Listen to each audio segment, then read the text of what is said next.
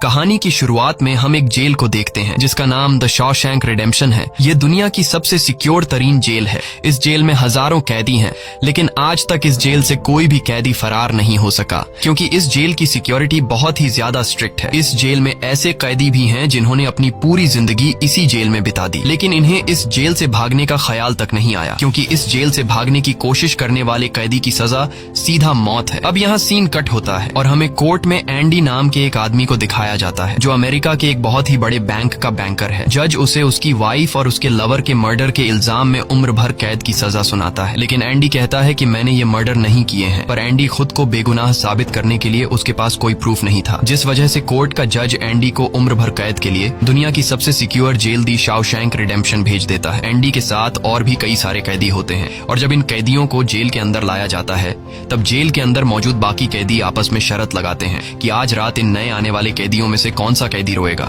और इसके लिए ये लोग एक डिब्बी सिगरेट की शर्त लगाते हैं। ये लोग बाहर लाइन से खड़े नए आने वाले कैदियों में से एक एक कैदी को चुन लेते हैं। तब रेड नाम का एक कैदी एंडी पर दांव लगाता है, क्योंकि उसे लगता है कि एंडी बहुत ही मासूम है और वो बहुत ही अमीर घर का है, जिसने कभी तकलीफ नहीं झेली, इसलिए उसे लगता है कि वो आज रात सबसे पहले रोएगा। इसके बाद सभी कैदियों को लाइन से जेल के अंदर लाया जाता है और हर एक कैदी को उसके सेल में बंद कर दिया जाता है। कुछ देर बाद रात हो जाती है और तब पुराने कैदी नए आने वाले कैदियों पर चिल्लाने लगते हैं ताकि उनमें से कोई डर जाए और रोने लगे, और ऐसा ही होता है। इन नए आने वाले कैदियों में से एक कैदी फूट फूट कर रोने लगता है और कहता है कि मुझे घर जाना है। तब वहाँ गार्ड आते हैं और उसे रोने से मना करते हैं, लेकिन जब वो आदमी रोना बंद नहीं करता तब गार्ड उसे सेल से बाहर निकालकर इतना पीटते हैं कि वह बेहोश हो जाता है। दूसरी तरफ रेड एंडी पर लगाया हुआ दांव हार जाता है और रेड समझ जाता है कि एंडी बहुत ही स्ट्रांग है, क्योंकि इतना डराने के बावजूद उसने एक आवाज तक नहीं की।